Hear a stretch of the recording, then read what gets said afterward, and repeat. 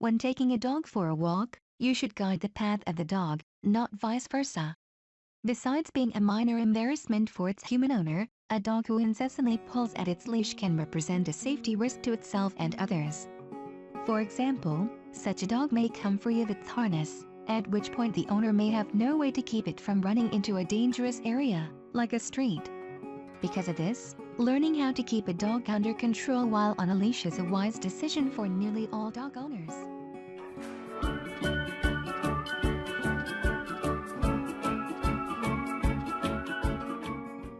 Method 1. Using the be a tree method.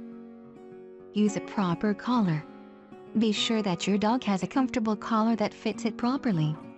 The collar shouldn't be so tight that it is choking the dog, but should be tight enough so that it does not slide up and down the dog's neck. You should be able to slide your hand between the dog's neck and collar when it is secured in place. Many people choose to use a harness instead of a collar. The harness disperses the pressure to the dog's back rather than its neck. This will allow you to train your dog to walk on a leash without having to rely on the choking feeling the dog gets when pulling at its leash. Use the right leash. When using this method for training your dog not to pull, make sure you do not use a retractable leash. This will defeat the entire purpose of the exercise.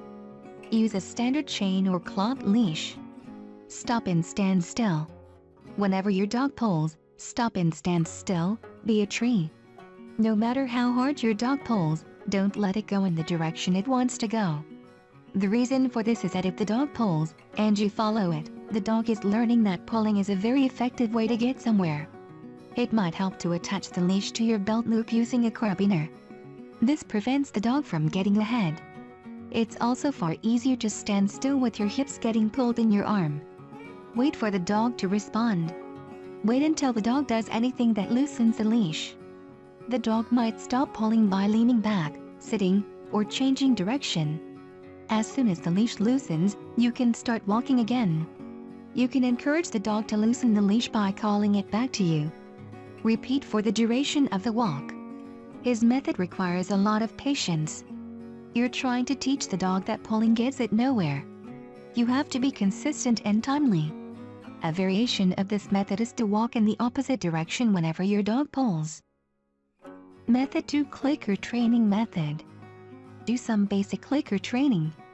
In order for this method to be effective, you need your dog to respond to the clicker. Every time the dog obeys a command, click the clicker and give your dog a treat. Be consistent with the clicker so that your dog associates the sound with treats. Lead the dog.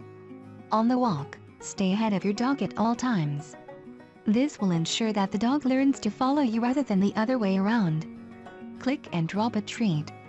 As the dog catches up to you, click the clicker and drop a treat on the ground before the dog passes you.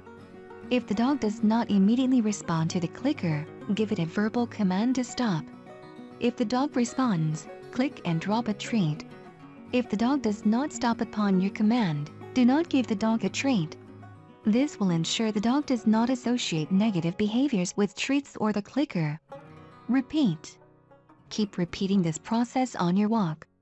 This exercise will train the dog to pay attention to you. Moreover, it will ensure that it learns to stay next to or behind you when walking on its leash.